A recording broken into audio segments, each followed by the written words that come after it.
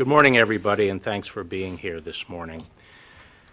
As you know, on March 22nd, Special Counsel Robert Mueller concluded his investigation into matters related to Russian attempts to interfere in our 2016 presidential election, and he submitted his confidential report to me pursuant to department regulations.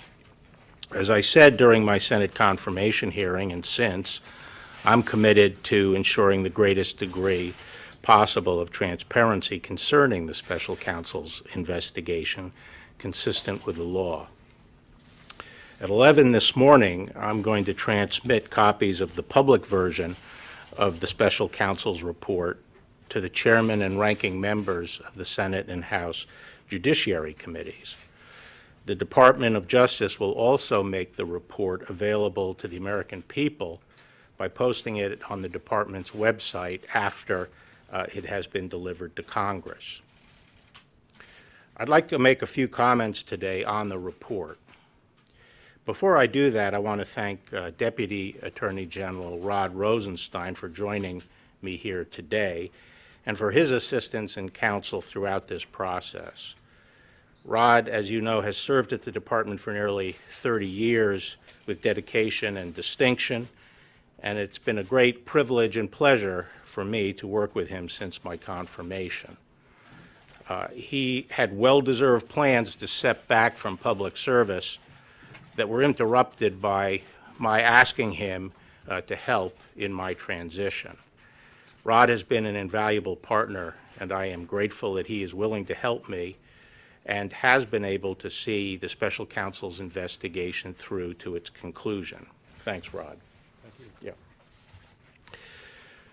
I'd also like to thank Special Counsel Robert Mueller for his service and the thoroughness of his investigation, particularly his work exposing the nature of Russia's attempts to interfere in our electoral process. As you know, one of the primary purposes of the Special Counsel's investigation was to determine whether President Trump's campaign or any individual associated with it conspired or coordinated with the Russian government to interfere in the 2016 election. Volume 1 of the Special Counsel's report describes the results of that investigation. As you will see, the Special Counsel's report states that his, quote, investigation did not establish that members of the Trump campaign conspired or coordinated with the Russian government in its election interference activities. I am sure that all Americans share my concern about the efforts of the Russian government to interfere in our presidential election. As the Special Counsel report makes clear, the Russian government sought to interfere in our election process. But thanks to the Special Counsel's thorough investigation, we now know that the Russian operatives who perpetrated these schemes did not have the cooperation of President Trump or the Trump campaign, or the knowing assistance of any other American for that matter. That is something that all Americans can and should be grateful to have confirmed. The Special Counsel report outlines two main efforts by the Russian government to influence the 2016 election. First, the report details efforts by the Internet Research Agency, a Russian company with close ties to the Russian government, to sow social discord among American voters through disinformation and social media operations. Following a thorough investigation of this disinformation campaign, the Special Counsel brought charges in federal court against several Russian nationals and entities for their respective roles in this scheme. Those charges remain pending, and the individual defendants remain at large. But the Special Counsel found no evidence that any American, including anyone associated with the Trump campaign, conspired or coordinated with the Russian government or the IRA in this illegal scheme. Indeed, as the report states, quote, the investigation did not identify evidence that any U.S. person knowingly or intentionally coordinated with the IRA's interference operation, unquote. Put another way, the Special Counsel found no collusion by any Americans in IRA's illegal activities. Second, the report details efforts by the Russian military officials associated with the GRU, the Russian Military Intelligence Organization, to hack into computers and steal documents and emails from individuals associated with the Democratic Party and Hillary Clinton's campaign for the purpose of eventually publicizing these documents. Obtaining such unauthorized access. Following a thorough investigation of these hacking operations, the special counsel brought charges in federal court against several Russian military officers for their respective roles in these illegal hacking operations. Those charges are still pending, and the defendants remain at large. But again, the special counsel's report did not find any evidence that members of the Trump campaign or anyone associated with the campaign conspired or coordinated with the Russian government in these hacking operations. In other words, there was no evidence of the Trump campaign collusion with the Russian government's hacking. The special counsel's investigation also examined Russian efforts to publish stolen emails and documents on the internet. The special counsel found that after the GRU disseminated some of the stolen documents to entities that it controlled, DC Leaks and Guccifer 2, the GRU transferred some of the stolen materials to WikiLeaks for publication. WikiLeaks then made a series of document dumps. The special counsel also investigated whether any member or affiliate of the Trump campaign encouraged or otherwise played a role in these dissemination efforts. Under applicable law, publication of these types of material would not be criminal unless the publisher also participated in the underlying hacking conspiracy. Here, too, the special counsel's report did not find that any person associated with the Trump campaign illegally participated in the dissemination of the materials. Finally, the special counsel investigated a number of links or contacts between the Trump campaign officials and individuals connected with the Russian government during the 2016 presidential campaign. After reviewing these contacts, the special counsel did not find any conspiracy to violate U.S. law involving Russian-linked persons and any persons associated with the Trump campaign. So that's the bottom line.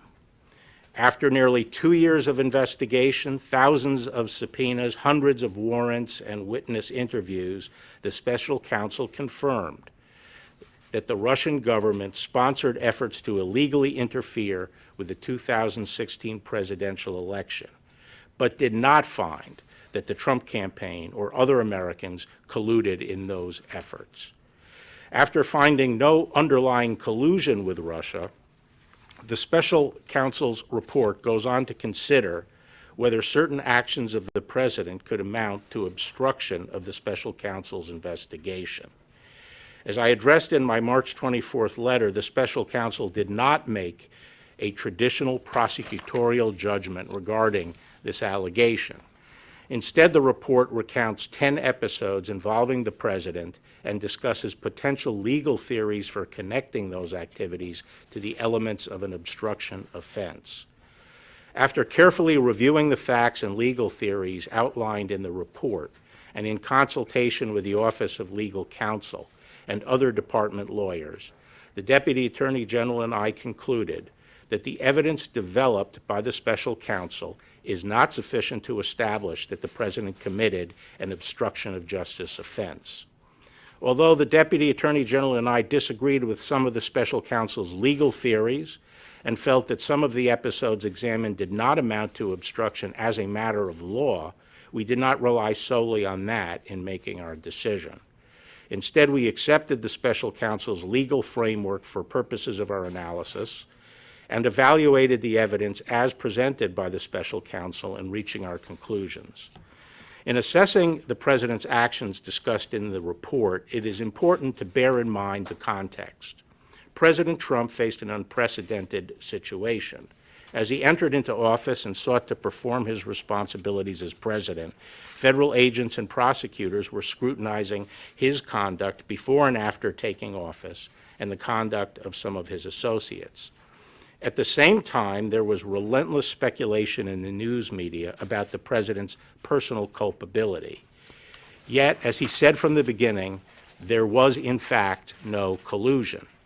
And as the special counsel's report acknowledges, there is substantial evidence to show that the president was frustrated and angered by his sincere belief that the investigation was undermining his presidency, propelled by his political opponents, and fueled by illegal leaks. Nonetheless, the White House fully cooperated with the special counsel's investigation, providing unfettered access to campaign and White House documents, directing senior aides to testify freely, and asserting no privilege claims. And at the same time, the president took no act that in fact deprived the special counsel of the documents and witnesses necessary to complete his investigation. Apart from whether the acts were obstructive, this evidence of non-corrupt motives weighs heavily against any allegation that the president had a corrupt intent to obstruct the investigation. Now, before I take questions, I want to address a few aspects of the process for producing the public report that I am releasing today. As I said several times, the report contains limited redactions related to 4 categories of information. To ensure as much transparency as possible, those redactions have been clearly labeled so that the readers can tell which redactions correspond to which categories. Now, to recall, those categories are 6E material, grand jury material, information that the IC believes would disclose sources and methods, information that would impair the investigation and prosecution of other cases that are underway, and finally, information that implicates the privacy and reputational interests of peripheral third parties. As you will see, most of the redactions were compelled by the need to prevent harm to ongoing matters and to comply with court orders prohibiting the public disclosure of information bearing on ongoing investigations and criminal cases, such as the IRA case and the Roger Stone case. These redactions were applied by Department of Justice attorneys working closely together with attorneys from the special counsel's office, as well as the intelligence community, and prosecutors are handling the ongoing cases. The redactions are their work product. No redactions done by anybody outside this group. There were no redactions done by anybody outside this group.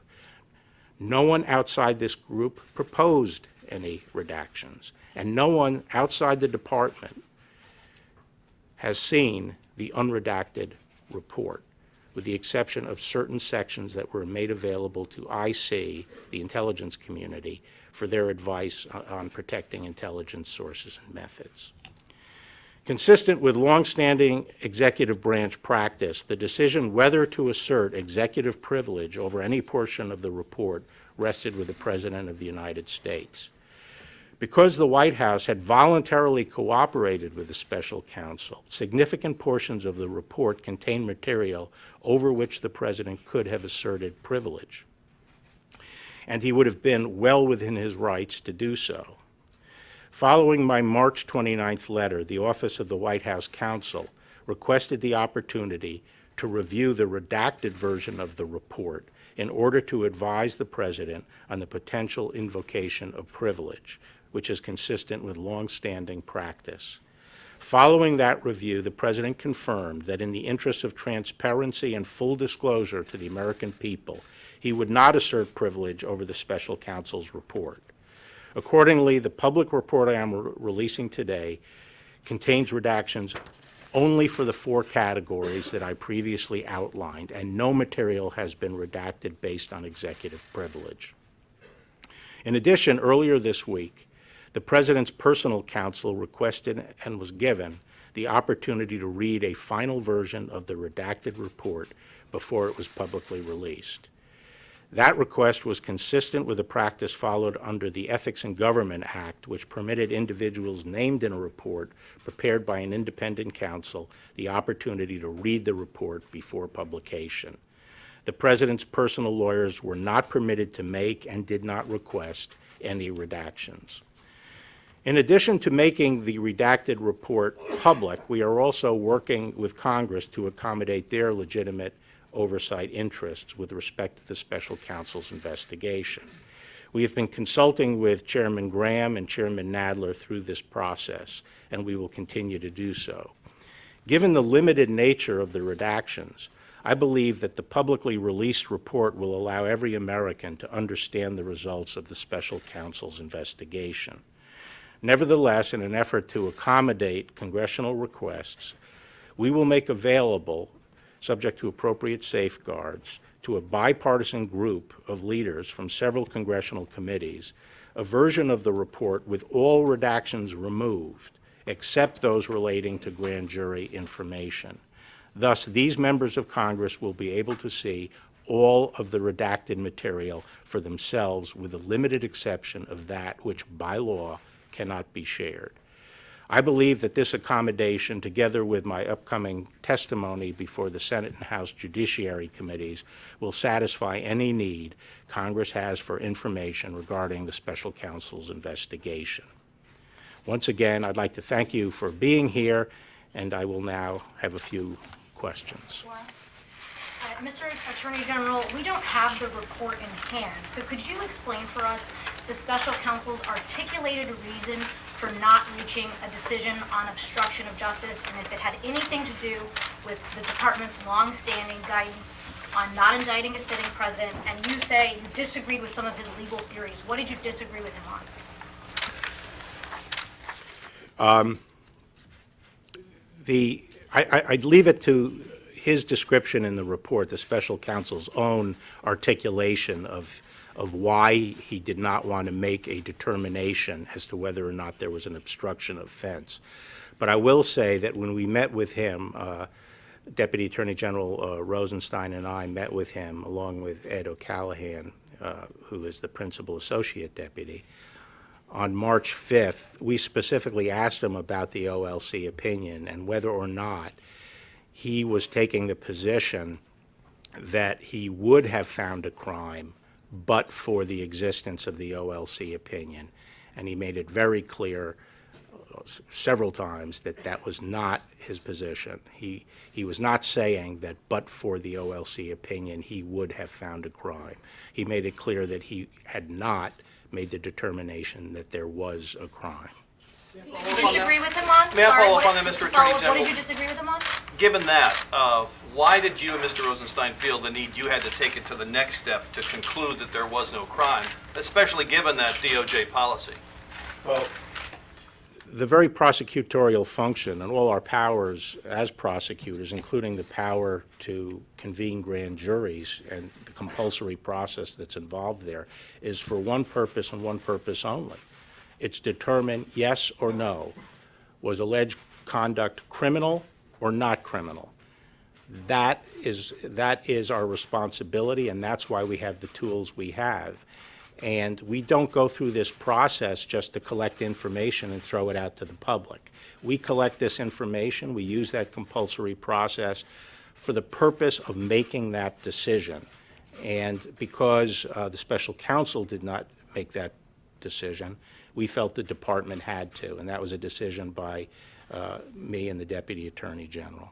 Yes. Or did the special counsel indicate that he wanted you to make the decision, or that it should be left for Congress? And also, how do you respond to criticism you're receiving from congressional Democrats that you're acting more as an attorney for the president rather than as the chief law enforcement officer? Well, Special Counsel Mueller did not indicate that his purpose was to leave the decision to Congress. I hope that was not his view, since we don't convene grand juries and conduct criminal investigations for that purpose. He did not, I didn't talk to him directly about the fact that we were making the decision, but I am told that his reaction to that was that it was my prerogative as Attorney General to make that decision. Attorney General Barr, Catherine Herridge, Fox News. Hi there. Is there anything you can share today about your review of the genesis of the Russia investigation and whether assets have been provided to investigate? No, today I'm really focused just on the process of releasing this report. Senior Democrats in Congress have asked for Robert Mueller himself to testify. Robert Mueller remains a Justice Department employee as of this moment. Will you permit him to testify publicly to Congress? I have no objection to Bob Mueller personally testifying.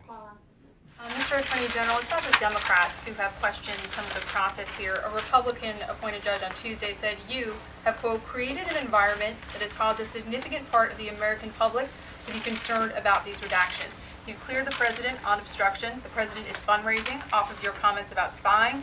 And here you have remarks that are quite generous to the president, including acknowledging his feelings and his emotions. So what do you say to people on both sides of the aisle who are concerned that you are trying to protect the president? Well, actually, the statements about his sincere beliefs are recognized in the report, that there was substantial evidence for that. So I'm not sure what your basis is for saying that I'm being generous to the president. You face an unprecedented situation. It just seems like there's a lot of effort to go out of your way to acknowledge how this. Well, is there another precedent for it? No, but it's unusual. Okay, so that- unprecedented is an accurate description, isn't it? Yes, but Okay. what do you say to people who are concerned that you are trying to protect the president? Eric? There's a lot of public interest in the absence of the special counsel and members of his team. Was he invited to join you up on the podium? Why is he not here? This is his report, obviously, that you're talking about today. No, it's not. It's a report he did for me as the Attorney General. He is required under the regulation to provide me with a confidential report. I'm here to discuss my response to that report and my decision, entirely discretionary, to make it public, since these reports are not supposed to be made public. That's what I'm here to discuss. Propriety for you to come out and sort of what appears to be sort of spinning the report before the public gets a chance to read it? Okay, thank you very much. Thank you.